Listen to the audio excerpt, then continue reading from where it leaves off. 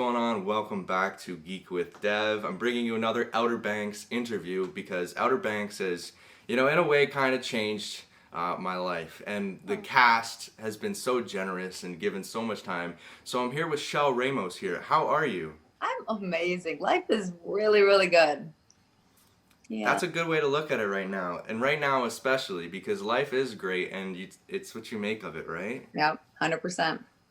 So Totally. tell us a little bit about your character, Deputy Plumb. Yes. Deputy Plumb, she's so great. When I got the breakdown, I was like, oh my gosh, this is like not my norm. But yeah, she's super, like in the breakdown, it was like has a like an athletic background, and she like follows everything by the books. And I think that works really well with Shoop because he's like Yep. this like more like, hot shot, has a little bit of a sleaze to him. And I'm like, okay, like that's how like our dynamic I feel like is really well. But yeah, I think I'm kind of newer to the team, and I'm newer to this field of like people because everybody's like very small town, and I'm kind of like new to the crew. So I think throughout the season, I tend to get a little bit more comfortable, but it's different at first because I'm like I want to do everything right, you know. So Exactly. So if you're like new to the whole town, the amount of stuff that you go through within this one season of this show yeah, is crazy. I talked to Cullen, I talked to Rob, Rob Mars, who nice. plays Thomas, I believe, Yep. and I think that's all from the police. But like you guys, you and your character in Shoop does have that dynamic on screen where he's kind of like a dirty cop and you're, you know, new and good. And so what do you think your character, could you give us a little bit of what you think your character thought during that moment where Cullen or Shoop was like, everybody's got to dip their peak, Yeah. you Yeah. know, because always see, like, you take the money in your hand, right? Obviously we can tell that it's not your thing, but we don't get to see any more of that. Yeah. Yeah. I think well obviously like I'm also trying to fit in as well. Like, I'm Yeah. new to everything, and like I'm just, he's been on the force for a long time. And so there was like hesitation for me, like whenever I took that money, I was like, I don't know if this really feels right, but I also want to fit into the team. So that's why I took like the cash. And we played with it with Jonas when he was directing us. We played with it a couple of different like ways because it's like I don't know what to do. And I think just like, hopefully like, when season 2 comes along, my character is brought back. I think there is going to be some areas where like with Plum, she has to follow her intuition. There's something a little bit not right in this situation, but I think, especially like being the pilot episode, it's like you want to introduce your character as like, okay, I'm trying to fit in, so I'm doing something that's not really right. So I think it's a really cool unfolding of how they wrote the character and how I got to play it. Yeah. Right on. So you said it was a little bit out of your style. How did you fit into or train to get into that character?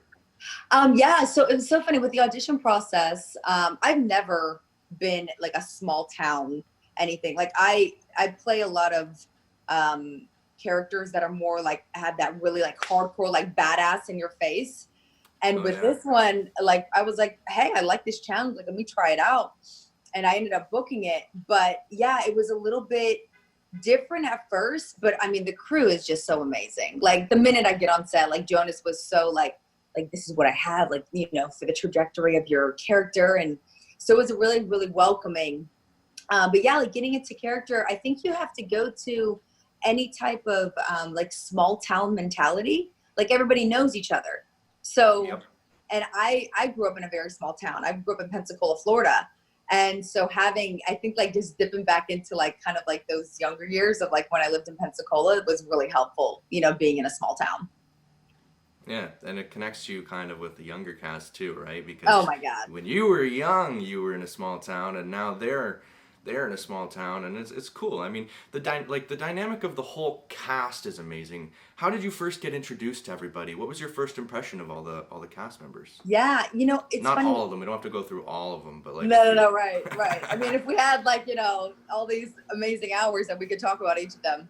Um, yeah, when I first got on set, like I'm always like kind of quiet, like every time I get onto any set. Obviously, like, you know, my character wasn't a large character, but I mean, they were all just so amazing. Like super family, like I just felt like instant family, like when I came on. Like all of them were so Chase, Maddie, like Jonathan, all of them.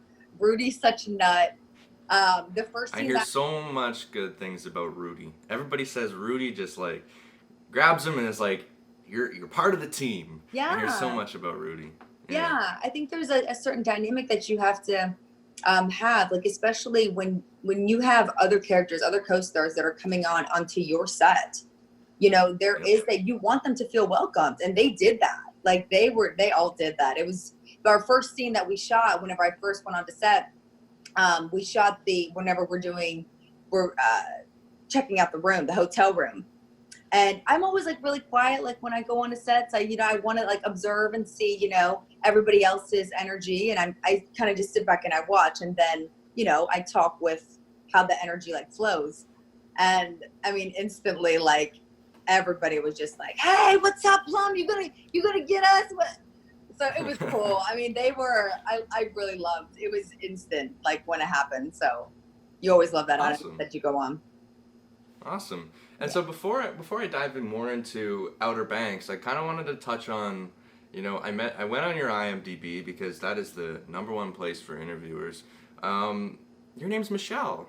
My first name, my birth name is Michelle. Yeah. My mom. So ever since I was like 5 years old, my nickname has been Chelle. Like with my family, I just grew up with Chelle. But I loved it because I didn't. I would always spell my name like Chelle, like that, like growing up in school, and I didn't realize it was half of Michelle until like my later years because like usually when people like spell my name, it's Shelle, and like my mom is the one that gave that to me. She was like, "Hey, Chelle," but she spelled it with Chelle, and I was like, I really like that. And it's like a little bit of a gift that comes with me, like with my mom. It comes with me in my career. So yeah, That's awesome. yeah. Thank That's so you. cool. Thanks. So now let's dive a little bit back more into Outer Banks. Yeah. Let's pretend you're not in the show. You have nothing to do with the show. Yeah. What did you think of it? Oh my God, I loved it. I love how there was like this raw. Like that's the one thing I can say about it is that there's just this raw, and it's these kids, and it's these like really dope dynamic. Like first of all, I just love how it was Maddie with an all boy crew. I grew up as a tomboy, so like I'm like, yes, girl, thank you. You handle them boys like you want to, but she still has a little girliness to her.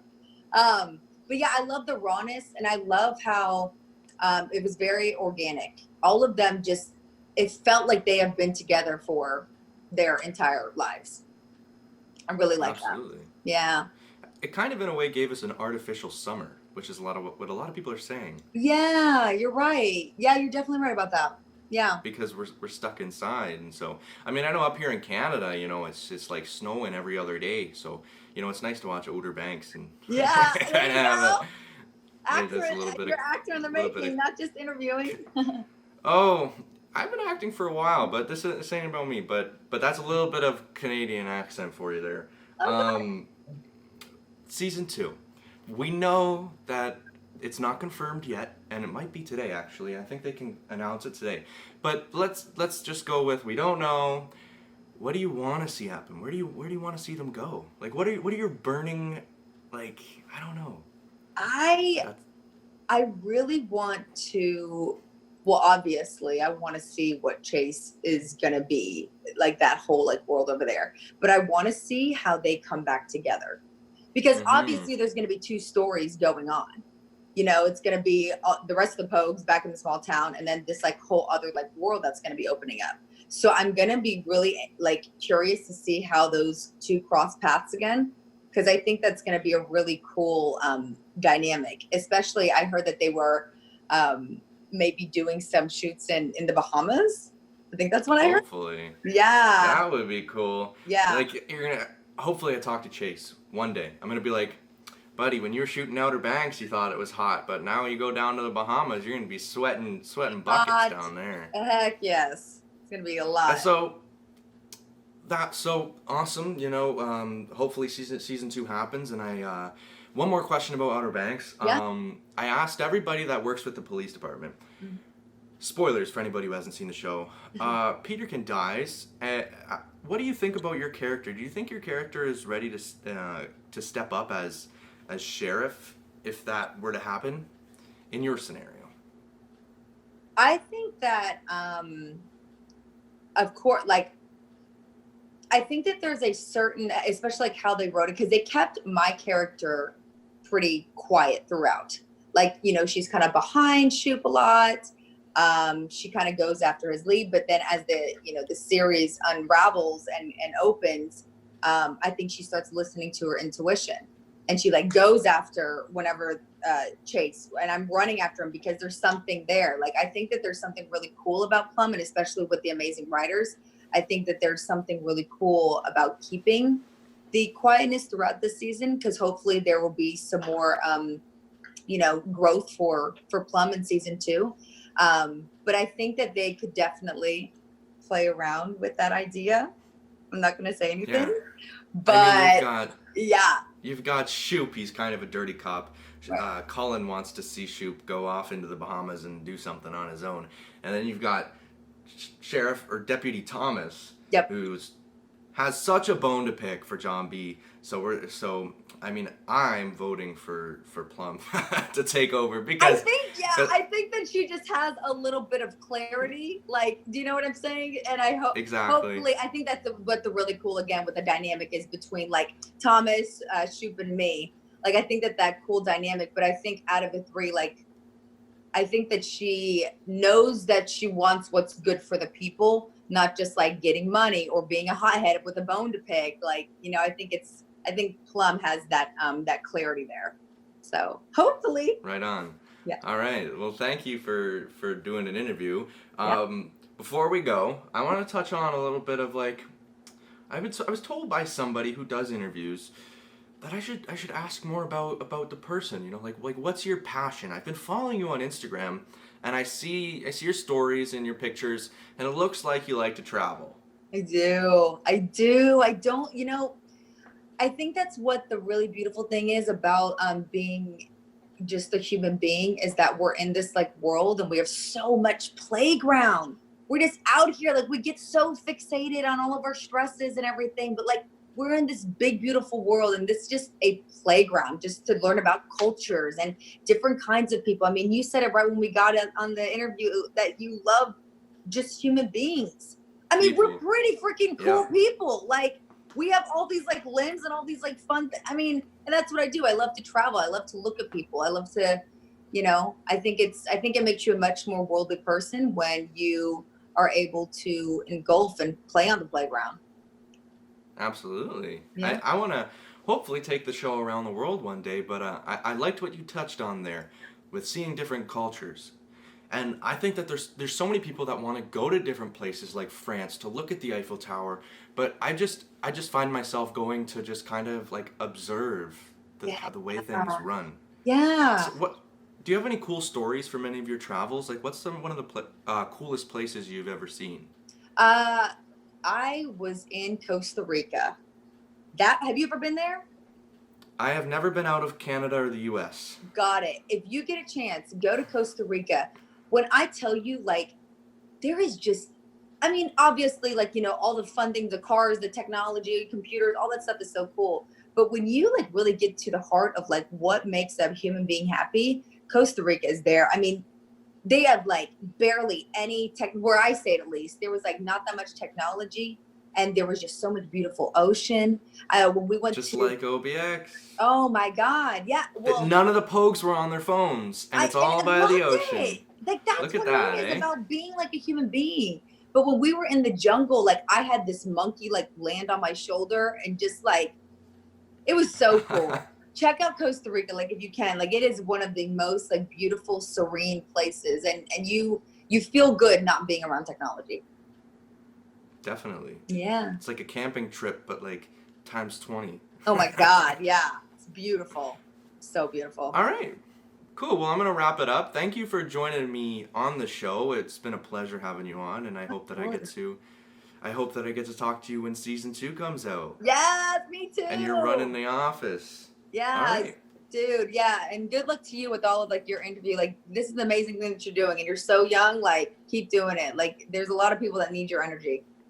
Thank you. Thank Yeah. you. I mean, if more people my age would go and chase their dreams, that's kind of what I want to do. If I'm older and my dream doesn't work out, I want to start like a talent agency or something. That way, people are. I still get to interact with people, and they still get to chase their dreams. Right? That's the dream. But actually, one more thing. Yeah. Where can we find you on social media? Oh yeah. So I'm on Instagram, Chelle Ramos 24. I still go on Facebook a little bit, and that's Chelle Ramos 24 as well. And then that's pretty much all. I try to like stay a little bit back from social media, but I'm on Instagram. Yeah. I try and be on there as much as I can. Awesome. Okay. Thanks for joining me. Thank you so much. Talk to you later.